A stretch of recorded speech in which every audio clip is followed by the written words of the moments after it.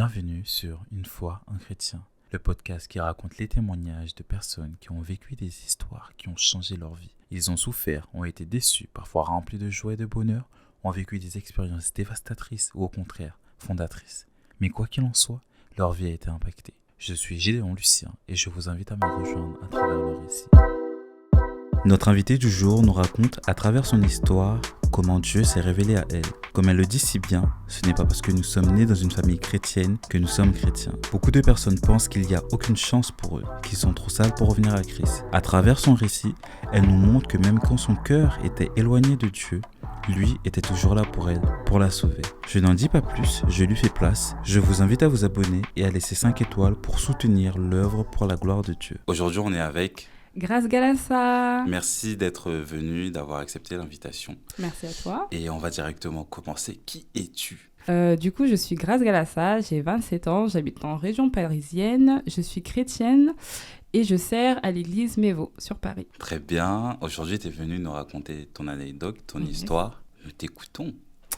Alors, je vais essayer d'être bref, pas trop longue non plus, pour que vous puissiez un peu comprendre mon histoire et surtout comment j'ai rencontré le Seigneur Jésus-Christ. Alors, il s'avère que comme je vous ai expliqué, je suis issue d'une famille chrétienne, donc mon père est pasteur et ma mère est évangéliste et nous avons un ministère, donc l'église Mévo à Paris. Je suis née du coup d'une famille chrétienne, j'ai toujours été éduquée par des valeurs donc chrétiennes où tous les dimanches on allait à l'église, j'allais aussi à l'église du dimanche, on faisait beaucoup de prières à la maison, ma mère elle songeait vraiment qu'on puisse prier et savoir prier très jeune, donc elle nous apprenait les psaumes, elle nous apprenait comment prier, que ça soit pour manger, que ce soit les prières du soir. C'est bien donc ça. Voilà, on avait vraiment des temps de prière quotidiennes à la maison et du coup, moi j'aimais prier. J'étais dans une période quand j'étais petite, j'aimais prier, j'aimais parler à Dieu.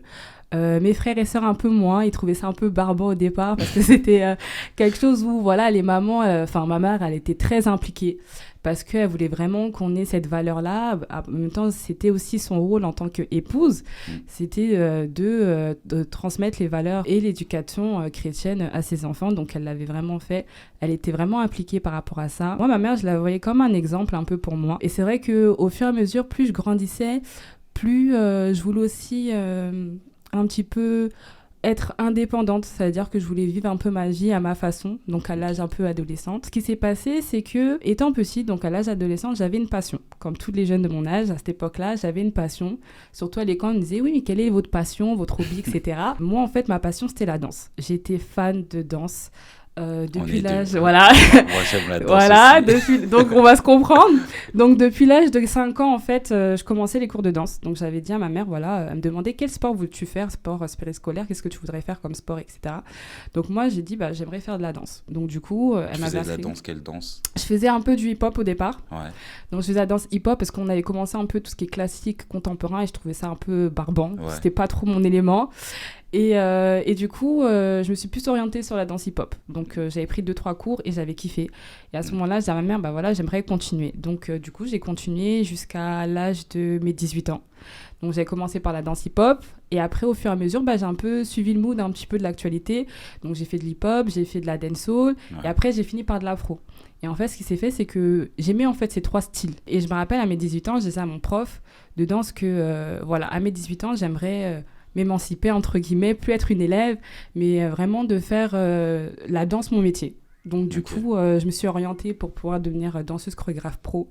Donc, j'ai pris mes propres contacts. J'allais là où les danseurs allaient, c'est-à-dire j'allais sur Châtelet, j'allais à la Défense, à la Coupole, voilà, les endroits où c'était vraiment le street. Voilà, on était tous là. donc, voilà, au fur et à mesure, j'ai commencé à peaufiner, entre guillemets, ma carrière. Donc, j'ai commencé en tant que danseuse professionnelle. J'ai dansé dans des clips, avec des artistes, j'ai des shows un petit peu partout. Puis, au fur et à mesure, j'ai commencé à être prof de danse. Donc, je donnais des cours, que ça soit près de chez moi ou dans les villes alentours. Donc, je donnais des cours de danse à des plus jeunes.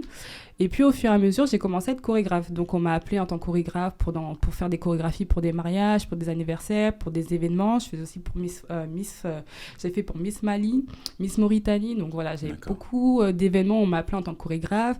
J'avais un groupe de danse où j'avais 2-3 groupes de danse avec qui, du coup, je les formais, je les accompagnais et tout. Donc, vraiment, c'était devenu vraiment...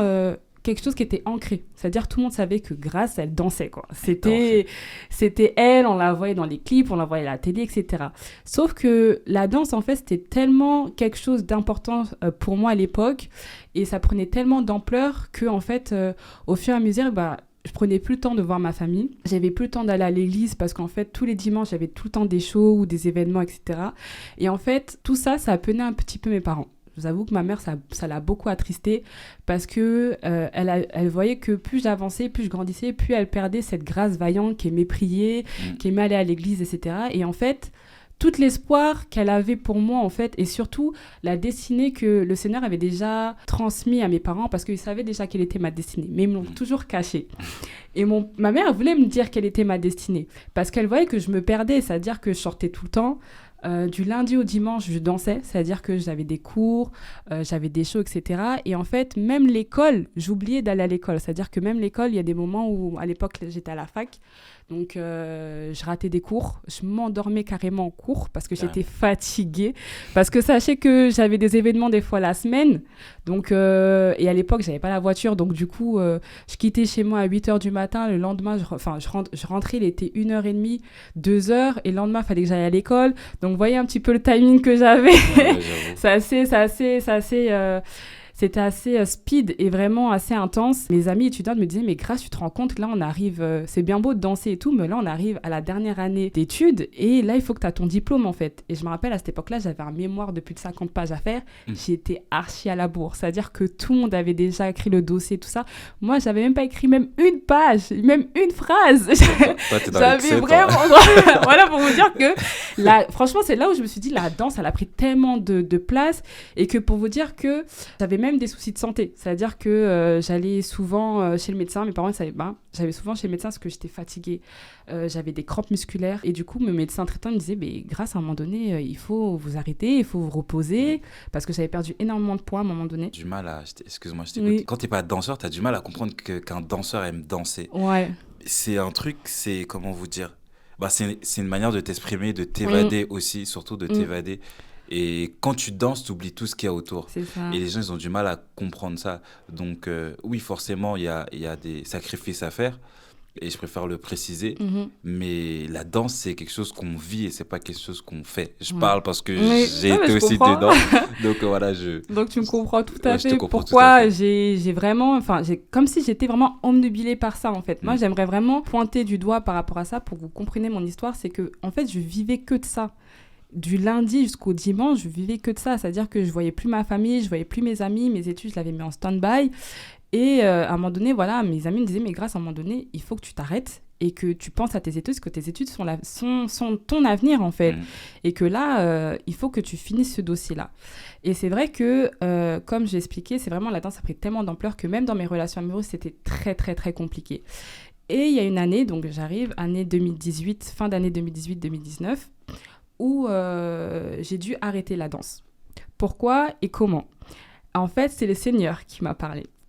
Et la façon dont tu m'as parlé, c'était assez intense et je m'y attendais pas du tout. Donc en fait, c'était à quelques mois avant mon examen d'études et j'étais vraiment à la bourre. Et en même temps, en fait, j'étais tellement dans un summum par rapport à la danse où j'étais vraiment au top du succès et tout. Toutes les portes s'ouvraient. Je voulais même aller à l'étranger carrément pour vivre de ça. Et à un moment donné, les portes ont commencé à se fermer. C'est-à-dire que les contrats que j'avais ils commençaient à être rompus du jour au lendemain. Beaucoup de danseurs, du coup, m'ont tourné le dos. Enfin, il y avait plein de trucs qu'au moment donné, je voyais que la danse, ça passait plus. Et j'étais épuisée, j'étais fatiguée. Mon corps, en fait, me disait d'arrêter, mais je voulais pas. Et à un moment donné, même dans ma relation amoureuse, à l'époque, c'était très, très compliqué. À un moment donné, j'étais fatiguée. Et je me rappellerai toujours de ce jour-là, c'est que j'étais chez ma mère à l'époque, dans ma chambre, et j'arrivais pas à dormir. Il était 1h du matin. Voire 2h du matin, j'arrive pas à dormir. Pourtant, je suis une grosse dormeuse. C'est-à-dire, pourtant, je suis une grosse dormeuse. D'habitude, je dors, mais vraiment, je dors jusqu'au lendemain. Mais là, ce jour-là, c'était la première fois, j'arrivais pas à dormir. Parce qu'il y avait tellement de choses dans ma tête, je pensais à énormément de choses. Et je me dis, qu'est-ce que je dois faire ? Qu'est-ce que je peux faire ? où j'en suis et je raisonnais. Vous voyez, quand vous raisonnez énormément et que votre cerveau est tellement actif que vous pouvez pas vous reposer. Bah, du coup, à ce moment-là, j'étais sur Instagram. Donc, du coup, je regardais un petit peu les réseaux et tout. J'étais sur les réseaux et tout. Et j'étais sur mon profil parce que c'est vrai qu'à l'époque, mon profil, c'était vraiment un peu mon CV artistique. C'est-à-dire, tout était dedans. Donc, les gens pouvaient me rechercher, etc. Donc, voilà, ils pouvaient me contacter facilement. Et à un moment donné, j'entends une grosse voix masculine et très intense qui me dit « Arrête la danse ». Mais tellement fort. Sur le coup, j'ai sursauté. Je dis « Oh ». Je suis toute sorte de ma chambre, c'est qui me parle? Je comprenais pas trop. Et sur le coup, je entends la voix, arrête la danse, mais encore plus intense que la première fois. Genre, arrête la danse. Et sur le coup, j'ai une photo de moi, je me clique sur une photo de moi, et j'essaie de supprimer la photo. Mais j'hésite. Vous voyez, quand tu voulais tourner la page, mais c'est assez compliqué. Donc, du coup, j'hésitais. Et après, d'un coup, je dis, bon, vas-y, je supprime. Et j'ai commencé à tout supprimer. Tous mes comptes des réseaux sociaux, j'ai tout supprimé. Et j'ai laissé juste une story. J'écris, j'arrête la danse. Point. Et je me suis endormie. Le lendemain, j'ai vu que j'avais énormément de messages. Ouais, comment ça, Grâce, t'arrêtes la danse? C'est impossible. Toi, tu veux pas arrêter la danse. La danse, ça fait partie de toi. Mais non, etc. Et en fait, je me suis rendu compte qu'au fur et à mesure, les gens m'appréciaient parce que je dansais. Et m'appréciaient pas pour ce que je suis, mais parce que je dansais.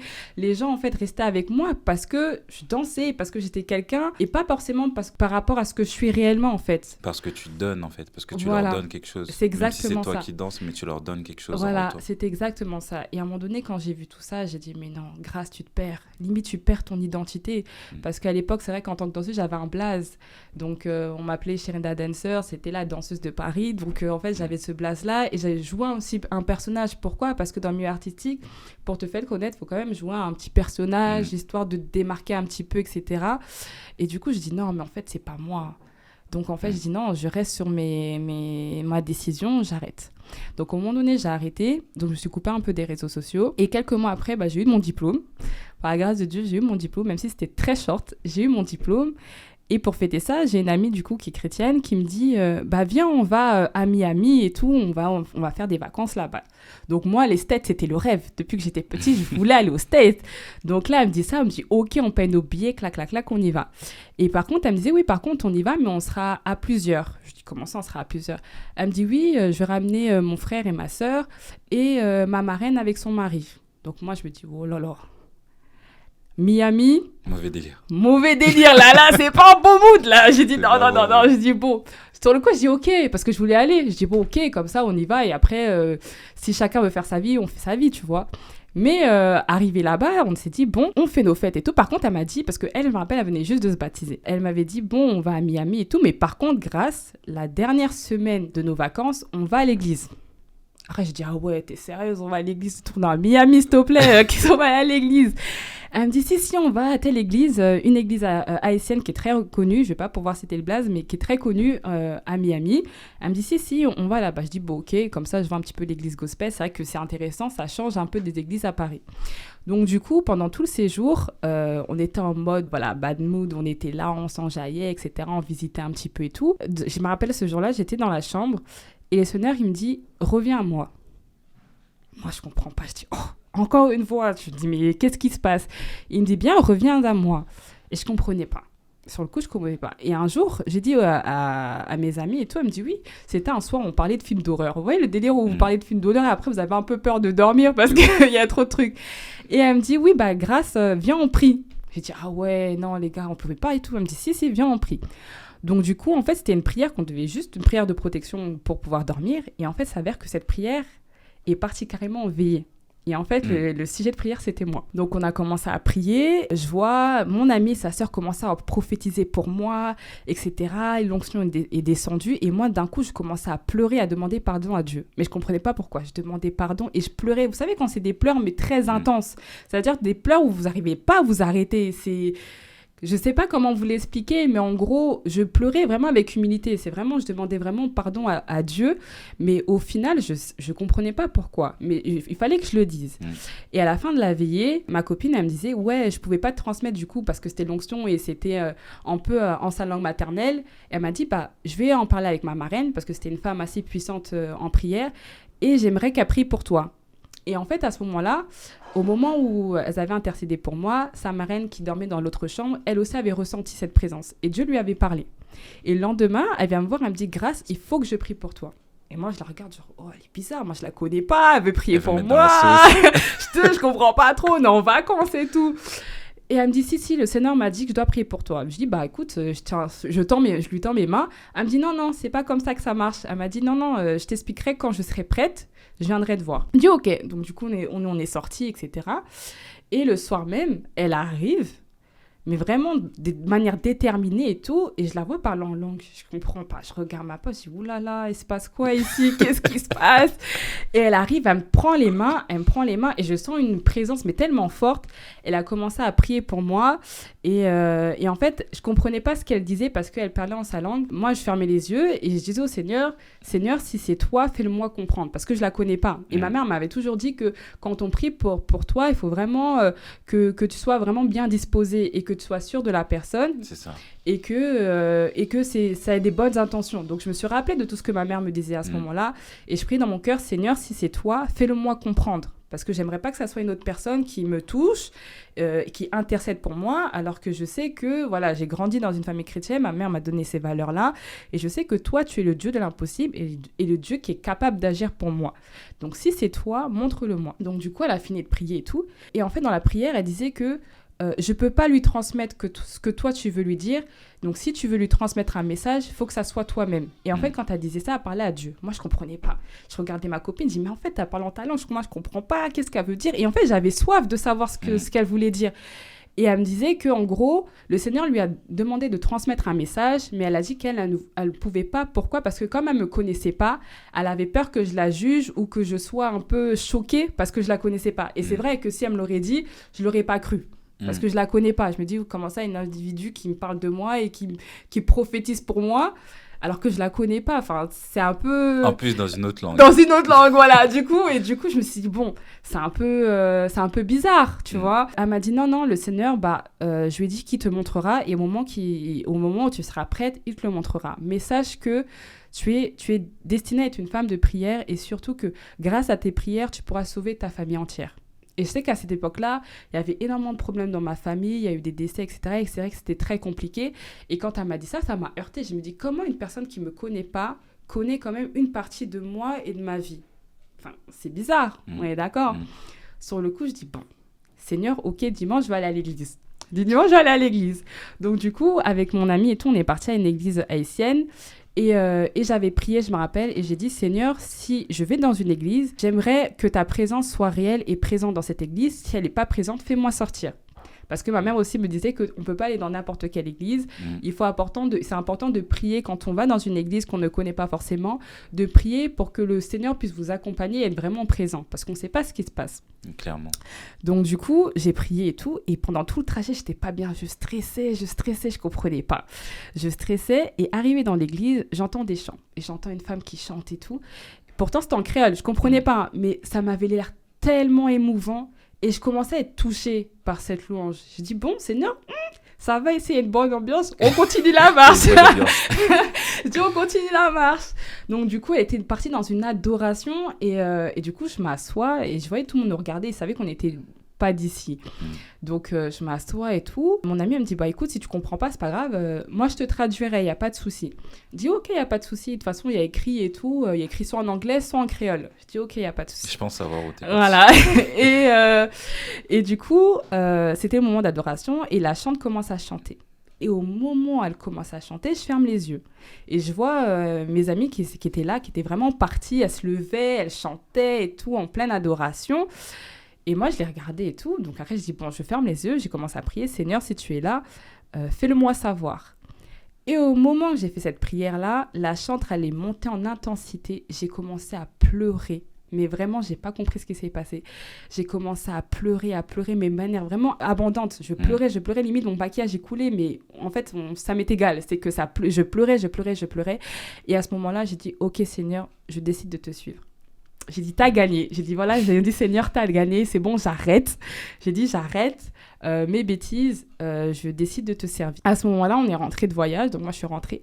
Je suis partie directement voir mes parents. J'ai dit, mais j'ai fait asseoir mes parents. J'ai dit, mais est-ce que vous savez que j'étais destinée à devenir une femme de prière? Mes parents, ils se regardent. Grand silence. Je dis, mais qu'est-ce qui se passe? Répondez-moi, moi, j'ai besoin de réponses. Et là, elle me dit, oui, à la base, tu es destinée à être femme de prière et c'est pour ça qu'on te demandait de te baptiser depuis, mais tu ne voulais pas parce que le Seigneur avait déjà des projets, mais énormément de projets pour toi, pour ta vie et surtout pour le ministère. Sur le coup, j'ai dit, ok, c'est décidé, maman, papa, je me baptise. Oui, le mois d'après, je suis baptisée. J'ai donné ma vie à Christ et c'était en septembre, le 12 septembre 2020, ouais, 12 septembre 2020. J'ai donné ma vie à Christ et à ce moment-là, je me suis sentie libérée. J'ai senti un poids vraiment, limite tout le poids que j'avais, en fait, j'ai senti que en fait, c'était carrément envolé. Je me suis sentie en fait légère, je me suis sentie en paix, mais d'une paix, je ne sais pas si certains se sont baptisés, ont déjà eu cette sensation-là, mais une paix que j'ai jamais ressentie. Pendant toute cette journée-là, j'étais dans une paix, mais dans une plénitude. C'était tellement bien. Je me suis dit, oh là là, Seigneur, je crois que j'ai pris la meilleure décision de ma vie. Et franchement, je ne le regrette pas. Donc, pour ceux qui m'écoutent, qui sont un peu réticents sur le fait de se baptiser, franchement, ne vous posez pas 1000 questions. Allez-y, foncez. Parce que moi, j'étais quelqu'un où je me posais énormément de questions. Je retardais parce que je me disais, ouais, être baptisé, c'est un peu gnangnan. On est un peu privé des choses du monde. Maintenant, il faut qu'on soit carré. On doit vivre selon le commandement, etc., etc. Et je voyais un petit peu une vie un peu monotone. C'était un peu l'image que le monde, en fait, reflétait aux chrétiens. En gros, vous n'êtes pas normal, etc., etc. Vous n'êtes pas comme nous, etc. Et en fait, moi, je reportais, en fait, mon baptême. Et au moment où le Seigneur m'a vraiment appelée, je me suis baptisée. Et là, c'est là où ma vie chrétienne a commencé. C'est-à-dire qu'à ce moment-là, j'ai commencé à avoir soif de Dieu. Je ne sais pas si ça arrive à beaucoup de personnes, mais j'ai commencé à avoir soif de Dieu. J'ai commencé à lire davantage la parole. Et ce qui est un plus aussi pour moi, c'est que mon père est pasteur. Et en fait, à la maison, on avait une bibliothèque. Et cette bibliothèque-là, c'était que mon père qui avait le droit de toucher. C'était un peu l'espace sacré, en fait, de la maison. Avoue, tu allais parfois en cachette. En fait, j'y allais. C'est vrai que j'y allais par curiosité. Mais à un moment donné, au moment où je me suis baptisée, je suis allée directement voir mon père. Je dis, papa, voilà, j'ai telle question à ce sujet. Est-ce que tu peux m'aider? Quel ouvrage je devrais lire, etc. Et lui, il me donnait les livres. Il me dit, ouais, tu peux pas lire tel livre parce qu'en fait, tu sautes des étapes. Il y a certaines étapes à ne pas dépasser parce que quand tu marches dans la vie chrétienne, il y a un processus. J'aime trop cette expression. Il y a un processus. Parce qu'en fait, le Seigneur, il va façonner déjà ton âme, ton corps et ton esprit. C'est-à-dire qu'à un moment donné, il va commencer à retirer tout ce qui est mauvais en toi au départ. Moi, c'est ce qui s'est passé pour moi. Il s'est débarrassé des personnes nocives pour moi. Il s'est séparé des choses, en fait, qui prenaient énormément de temps dans ma vie, donc la danse, etc., les danses, la sortie, etc. Donc, tout ça, j'avais mis de côté. Mais moi, je dis souvent que c'est un truc que j'ai aussi vécu. Tout ce que tu mets devant Dieu, il va l'éliminer. C'est ça. Et c'était vraiment ça, en fait. Tous ceux qu'en fait, que je mettais vraiment en priorité, il me les a tous retirés pour que lui-même soit ma priorité. Et au final, je suis passée dans une période, on appelle ça la période désert. Je ne sais pas si on appelle ça aussi peu partout chez vous, mais on appelle ça la période désert. C'est une période, en fait, tu te cherches, tu marches, mais tu ne sais pas où tu vas. Tu vois? Donc, tu marches. Et c'était une longue période, ça a duré peut-être 1 an et demi, cette période-là, où je me suis sentie vraiment seule. Et cette période-là, c'est une période où le Seigneur m'a permis de me façonner, de me construire. Parce qu'avant de rentrer dans ma destinée, comme j'ai expliqué, il y a un processus. C'est-à-dire que le Seigneur, il va essayer de façonner, il va essayer de travailler en toi pour devenir une personne meilleure. Et en fait, ce qu'il a fait, c'est que vraiment, il a enlevé en fait, toutes les choses qui prenaient beaucoup d'ampleur pour moi. Il m'a mis aussi en face à face avec mes défauts. C'est-à-dire que moi, j'étais quelqu'un de très colérique, qui se prenait la tête très, très rapidement, qui s'énervait très vite. Et du coup, ce côté-là, en fait, il me l'a tellement effacé, je n'irais pas dire effacé complètement, mais au fur et à mesure, en fait, j'ai eu un tempérament un peu plus calme, un peu plus posé, et il m'a rempli de sagesse. C'est-à-dire qu'avant, moi, j'étais quelqu'un, en fait, je partais au quart de tour tout de suite. Tu me disais un mot, un truc qui ne parlait pas, je partais en quart de tour. Alors que maintenant, par rapport au Seigneur, la façon dont tu m'as façonné, il m'a fait prendre le temps de vraiment faire attention à ce que je dis, faire attention dont on reçoit le message d'une personne, et surtout d'avoir un tempérament assez pesant. Donc du coup, ce qu'il avait fait, c'est qu'il m'a orientée vers les proverbes. Je kiffais les proverbes. Je kiffais lire les proverbes parce qu'en fait, il y avait tellement de sagesse. Et je disais au Seigneur, fais-moi comme Salomon, j'aimerais bien avoir énormément de sagesse comme ça. Et au fait, le Seigneur, voilà, au fur et à mesure, il m'a façonné. Et à un moment donné, je suis tombée dans la parole sur ce que c'était une femme de valeur. Et en fait, je suis restée focalisée sur ça. Et à partir de là, je me suis renseignée. Et je lisais la Bible, je lisais un petit peu les articles chrétiens et tout, de ce que c'était une femme de valeur. Et à partir de là, j'ai compris à travers les personnages bibliques féminins. Parce que moi, je me suis vraiment centrée sur les personnages bibliques féminins. Parce que le Seigneur m'a orientée vers ces femmes-là. Sachant que je devais devenir une femme de prière, il me dit, voilà, il y a telle femme féminin sur laquelle tu devrais t'orienter, que tu devrais prendre exemple, afin de devenir la femme que je veux que tu deviennes. Donc à partir de là, j'ai commencé à lire donc toutes les femmes de la Bible, surtout les principaux. Donc Esther, moi c'était la femme qui m'a marquée et qui m'a plus parlé par rapport à ma personnalité. Parce que voilà, c'était une femme battante qui a quand même prié pour son peuple, du coup, et pour sa famille. Et c'est vraiment un personnage qui m'a parlé parce que ça ressemblait un petit peu à mon histoire.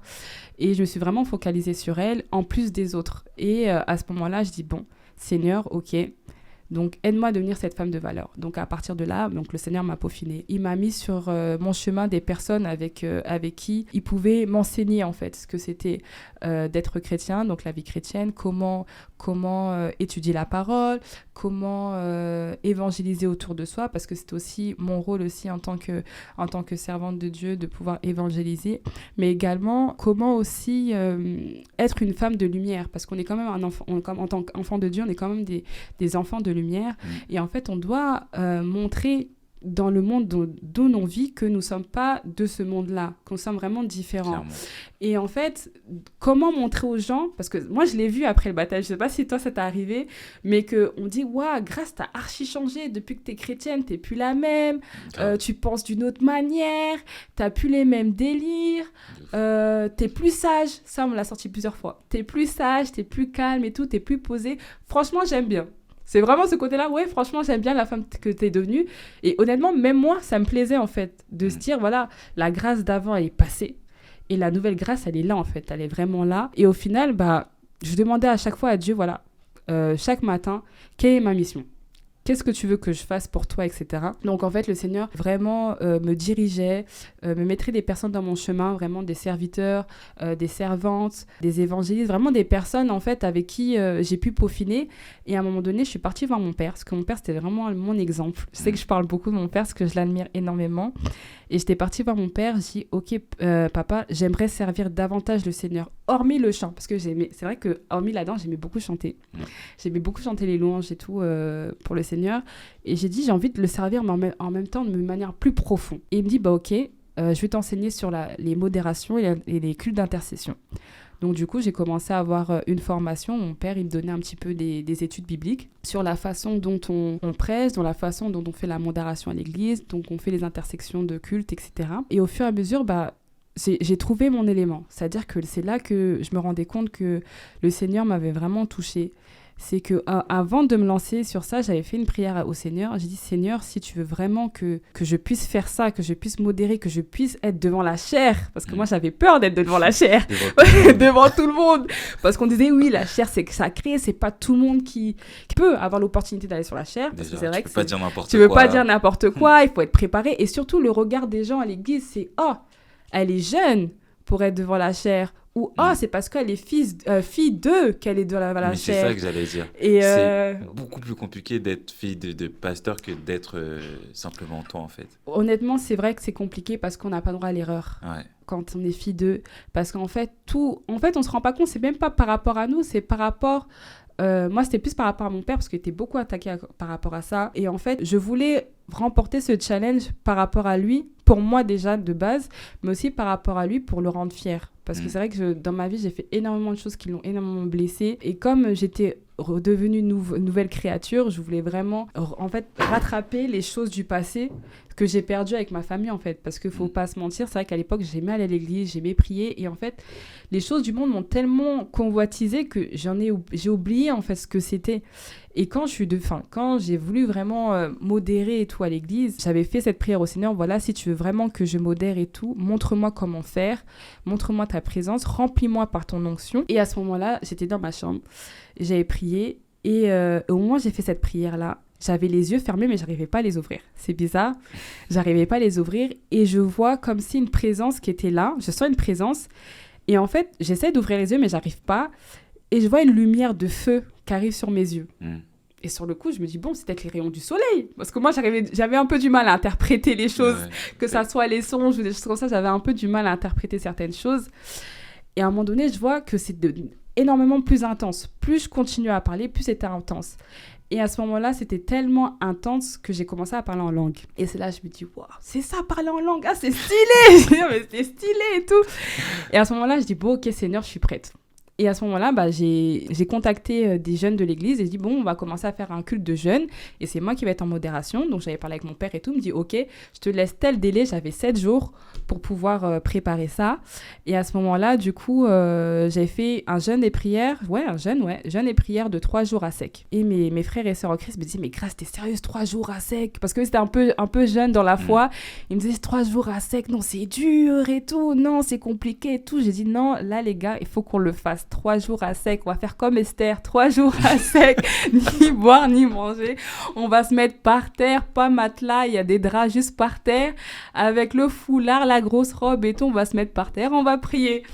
Et après, pendant ces 3 jours-là, donc le dimanche, j'étais partie à l'église, je stressais. Et mon père me dit, je suis fière de toi, même si tu n'as pas encore commencé, je suis fière de toi et je te donne mon micro. Et sachez que le micro du pasteur, le pasteur ne le donne pas à tout le monde. Donc, c'était le micro sacré. Et à ce moment-là, j'ai commencé à modérer. Et j'ai senti vraiment la présence de Dieu qui a vraiment touché énormément de personnes. Il y a des gens qui ont pleuré, il y en a des gens qui étaient remplis par le Saint-Esprit. C'était un culte vraiment tellement intense. Et c'est là que je me dis, non, Seigneur, je suis faite pour te servir. Et à ce moment-là, du coup, j'ai continué à servir le Seigneur. J'ai commencé à enseigner l'évangile autour de moi. J'ai commencé aussi à former les jeunes de mon église dans l'évangile pour que eux aussi, plus tard, quand ils seront prêts, pourront devenir modérateurs ou évangélistes par la suite. Mais voilà, c'est un peu ça mon parcours. Pour vous dire que je pensais que en étant née chrétienne, que j'étais obligatoirement chrétienne, alors que le Seigneur m'a fait comprendre qu'on ne naît pas chrétien, on le devient. Et c'est que quand on rencontre le Seigneur Jésus-Christ, qu'on le sert et qu'on le considère comme Seigneur et Sauveur, qu'à ce moment-là, on peut s'identifier comme être un chrétien. C'est vraiment ça que je voulais vous faire partager. Je voulais pas vous sortir des versets, etc., parce que je voulais que ça soit naturel, le plus naturel possible, et que vous puissiez être compréhensible par rapport à mon histoire. Mon histoire, et c'est vrai qu'elle est très très longue, mais parce que c'est une histoire de toute une vie. Pour vrai, c'est que j'ai commencé très jeune. Et pour vous dire que voilà, le Seigneur est lent à colère, mais riche en bonté. C'est-à-dire que dans mon histoire, c'est que le Seigneur, il a mis tellement de temps avant de m'appeler. Il s'est dit, mais combien de fois elle va venir vers moi? À quel moment elle va venir vers moi? Il a été patient. Il était là, même si j'étais éloignée de lui, mais il était là à tous les moments de ma vie, il était là, il m'observait, il attendait juste que je fasse un pas. Parce que vraiment un pas vers lui, parce que ce que j'aime avec le Seigneur, c'est que c'est pas un Dieu qui va nous imposer des règles comme ça, quiconque. C'est un Dieu qui nous donne le libre choix. Ça veut dire qu'il nous laisse le choix de choisir. Soit tu passes par la petite porte étroite, soit tu passes par la grande porte. Mais si tu passes à la grande porte, c'est à tes risques périls. Et un moment où vraiment j'allais être condamnée, c'est là, il s'est dit non, cette fille-là est trop précieuse. Il faut que je la récupère. Et en fait, je me dis que le Seigneur, il m'a récupérée au bon timing parce que je me rendais pas compte qu'au fur et à mesure, ce que je l'ai pas dit dans mon histoire, c'est que j'étais énormément attaquée. Et surtout, je sais pas si vous connaissez un petit peu tout ce qui est les paralysies nocturnes. J'en ai beaucoup vécu.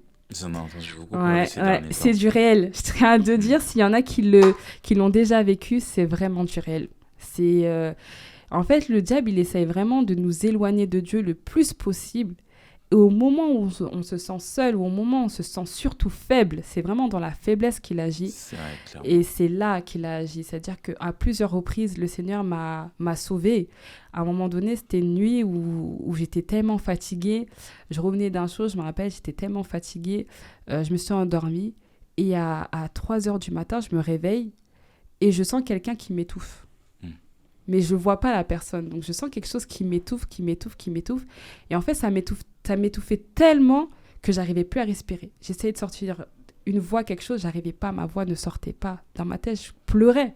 Je sentais mes larmes couler. Je me dis, ça y est, je vais mourir. Ça y est, je vais mourir. Et au final, dans mon cœur, j'ai prié. J'ai dit, Jésus, sauve-moi. Vraiment, Jésus, sauve-moi. Et à ce moment-là, je sens comme si, boum, ça s'est arrêté. Et je me réveille.